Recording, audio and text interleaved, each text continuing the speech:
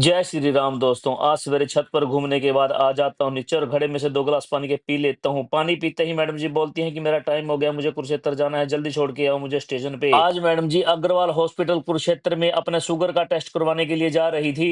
Madam की 7 बजे की ट्रेन होती है, तो मैं 6:45 मैडम को बाइक पे बिठा के छोड़ देता हूँ। मैडम को रेलवे स्टेशन पर छोड़ने के बाद मैं आ जाता हूँ घर और अपनी शेविंग करने लग जाता हूँ। शेविंग करने के बाद नहाई धोई कर लेता हूँ और नहाने धोने के बाद अब चला जाता हूँ घर की छत पर और सूर्य देवता को जल दे देता हूँ। सूर्य देवता को जल देने के बाद अब आ जाता हूँ नीचे। अब लुटिया भरकर चल देता हूँ नग्गर खेड़े के मंदिर में और नग्गर खेड़े को जल चढ़ाने लग जाता हूँ। नग्गर खेड़े को जल चढ़ाने के बाद सबके भविष्य की मंगल कामना करता हूँ और उसके बाद अपना पीपल देवता को जल देता हूँ और पीपल देवता को जल देने के बाद चींटियों को आटा डाल देता हूँ। चींटियों को आटा डालने के बाद 11 नंबर की बस पकड़कर आ जाता हूँ घर और बैठ जाता हूँ घर के मंदिर में जोत लगाने। घर के मंदिर में जोत लगाने के बाद बैठ जाता हूँ माता रानी का नाम जपने। आधा पौना घंटा बैठ के माता रानी का नाम जपता हूँ। माता रानी का नाम जपने के बाद अब आ जाता हूँ बाहर, तो देखता हूँ राघव सर ने भी मेरा नाश्ता तैयार कर दिया था। सब्जी तो सवेरे मैडम जी बनाकर चली जाती हैं, लेकिन रोटी राघव सर बना देते हैं भिंडी की सब्जी के साथ। 2-3 रोटियों के सिंक से मारने के बाद अब बाइक की चाबी उठा के चल देता हूँ दुकान पर। दुकान पर जाने के बाद लग जाता हूँ सारे काम करने। सबसे पहले दुकान पर सारा सामान बाहर निकाल देता हूँ और उसके बाद झाड़ू पोछा करवा देता हूँ। झाड़ू पोछा करवाने के बाद जोत बत्ती कर देता हूँ। जोत बत्ती करने के बाद हमारे पास हमारा एजेंट आ जाता है, फिर उसके हिसाब किताब में लग जाते हैं। हिसाब किताब इतना लंबा चलता है कि शाम के 4 बज जाते हैं।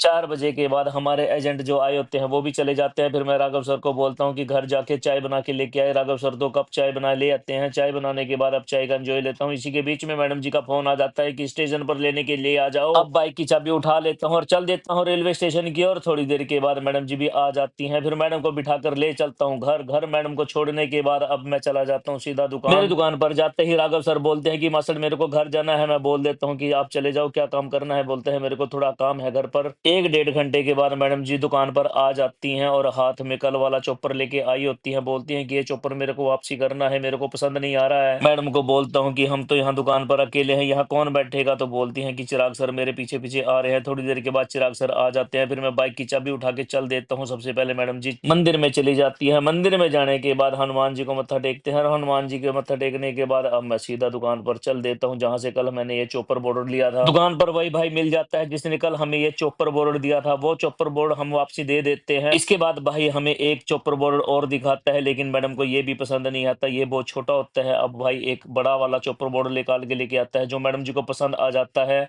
लेने तो हम एक चॉपर बोर्ड ही गए थे, लेकिन मैडम जी को वहां पर जाने के बाद 2-4 सामान और पसंद आ जाते हैं। अब बोलती हैं कि घर की जो कढ़ाई है वो भी खराब हो रही है, मुझे नई कढ़ाई चाहिए। अब लेडीज के आगे किसका बस चलता है। बोल देता हूँ मैडम जो चाहिए ले लो। अब भाई को मैं भी बोल देता हूँ कि भाई जो तेरे पास सबसे अच्छे वाली कढ़ाई है वो दिखा दो। भाई एक अच्छी वाली कढ़ाई दिखा देता है और जो हमें पसंद भी आ जाती है। सारे बर्तन फाइनल करने के बाद मैडम जी घर से कुछ और बर्तन लेके गई थी जिनके कुछ ना कुछ खराब हो रहा था, वो भी ठीक करवा लेता हूँ और सारा पेमेंट करने के बाद अब आ जाता हूँ दुकान पर वापसी। टाइम हो जाता है 8 साढ़े 8 बजे का। दुकान को बढ़ा देता हूँ। दुकान को बढ़ाने के बाद अब मैं राघव सर को नीचे बुला लेता हूँ, क्योंकि राघव सर आज बोल रहे थे कि मेरे को पास्ता खाना है। मेरे को भी मंडी में जरूर जाना था क्योंकि कल के लिए केले चाहिए थे। कल अष्टमी है, अष्टमी में केले का भोग लगाते हैं। अब राघव को बाइक पर बिठाकर मैं चल देता हूँ मंडी की तरफ। सबसे पहले केले ले लेता हूँ, केले के बाद सेब ले लेता हूँ। सेब लेने के बाद अब मैं चला जाता हूँ घर के लिए धनिया लेने के लिए। धनिया लेने के बाद अब राघव सर से पूछता हूँ कि राघव सर आपको क्या चाहिए। तो राघव सर बोलते हैं कि मेरे को तो आधा किलो पास्ता चाहिए और पास्ता के बाद मेरे को 2 मैगी के मसाले चाहिए। चला जाता हूँ एक किराने की दुकान पर और वहां से आधा किलो पास्ता ले लेता हूँ। आधा किलो पास्ता लेने के बाद 2 मैगी मसाले के पाउच ले लेता हूँ। सारा सामान लेने के बाद अब हम घर आ जाते हैं। घर आने के बाद मैं तो सीधा रामलीला ग्राउंड में चला जाता हूँ और राघव सर ऊपर चले जाते हैं। रामलीला में जाकर देखता हूँ हनुमान जी का और मेघनाथ का बड़ा भयंकर युद्ध छिड़ा हुआ था। मेघनाथ भी एक बहुत बड़ा युद्ध होता है जिसको हनुमान जी पराजित नहीं कर पाते। हनुमान जी बहुत कोशिश करते हैं उसको पराजित करने की, लेकिन लक्ष्मण बीच में आ जाते हैं। वो बोलते हैं कि नहीं, ये मेरा शिकार है। अब लक्ष्मण का और मेघनाथ का युद्ध स्टार्ट हो जाता है। लक्ष्मण जी मेघनाथ को दे गुस्से दे लात, दे गुस्से दे लात बहुत ज्यादा पछाड़ देते हैं।